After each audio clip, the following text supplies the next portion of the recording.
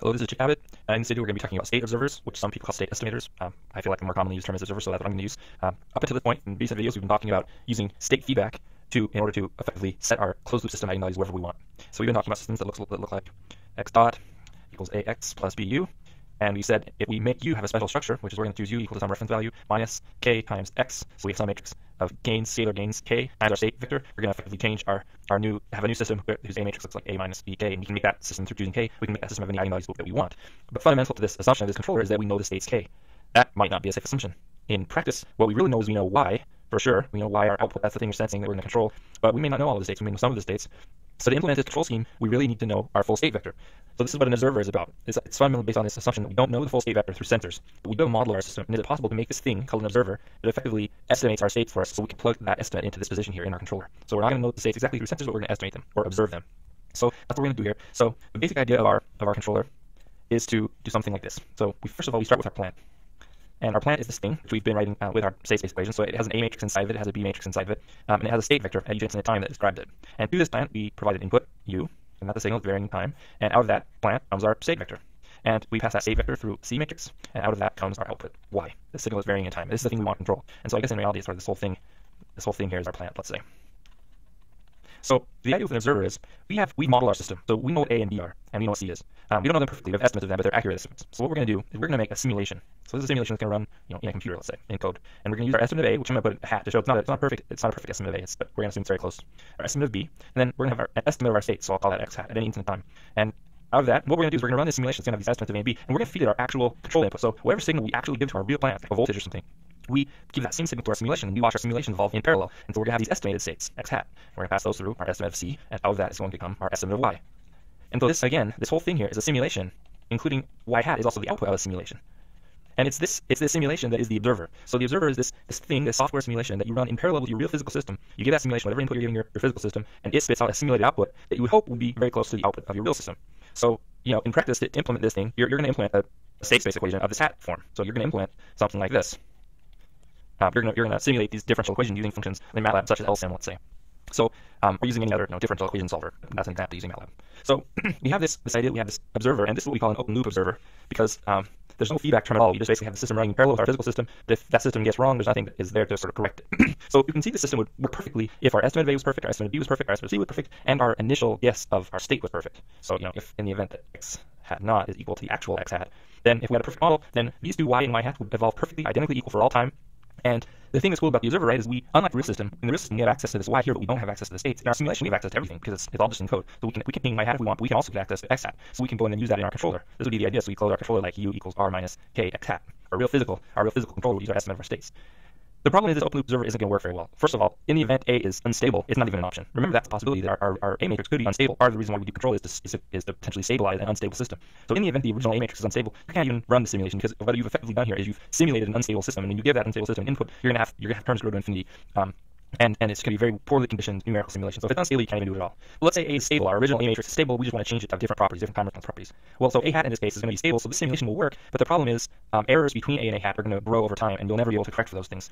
Now, one thing that's kind of nice is as long as A and A hat are relatively close to each other and they're stable, eventually the effects of the initial condition die away after some amount of time constants, and then you're basically just seeing the forced response of these systems. So if A and A hat are close to each other and you're giving them the same U, your y's, if your A's are stable, your y's might actually look relatively close to each other, but there are going to be errors that are just sort of always there, and you're never going to correct for them. And so this is not going to be something, this open loop observer is not going to be something we're going to want to do in practice. And part of it is just that it's kind of stupid, because it's not fully using all of the information you have. The fact of the matter is here, we do know what y is. We're watching it with a sensor. And so if we see that our open loop observer y hat is different than y, to not take advantage of that information is sort of throwing away really useful information. So to make an observer smarter, we're going to make a closed loop observer, in which we're going to do something very similar to this, but if y hat and y aren't the same as each other, we want to somehow use that information, push our estimate of our states in the right direction, because if this was a perfect observer, then y and y hat would be equal to each other all the time.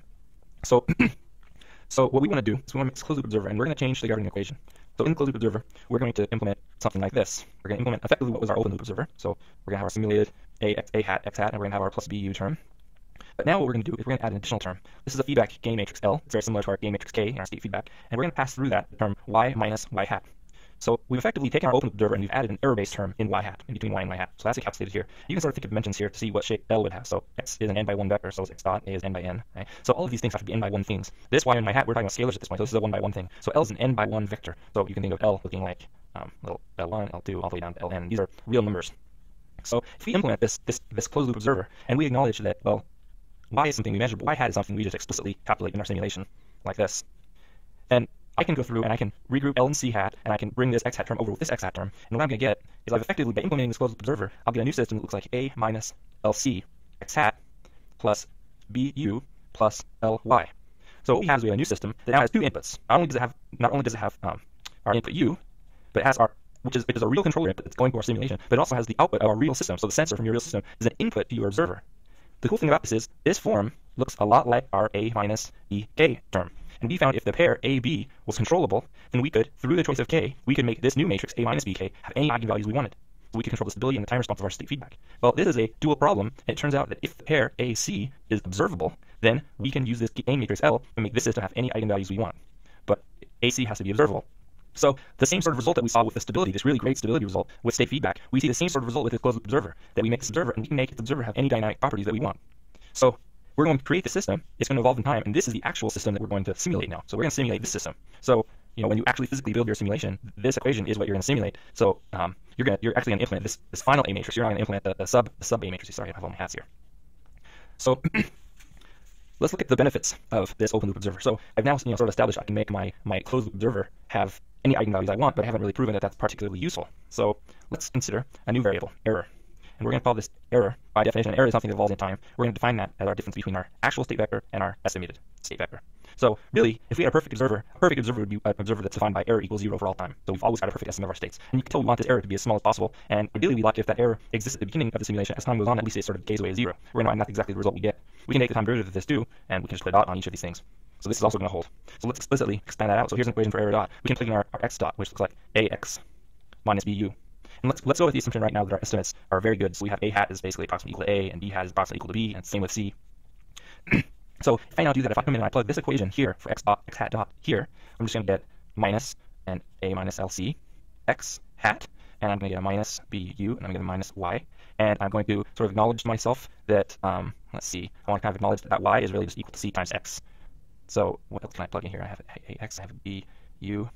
And so then I can start breaking this up. I can distribute this x hat to this A and to this LC, and I can start pulling terms together. So I can pull this AX over here, and I can group the x hat terms. And when I do that, what I'm going to get is I'm going to get something that looks like an A times X minus X hat, and then I'm going to get a plus LC times a term that looks like X hat minus X.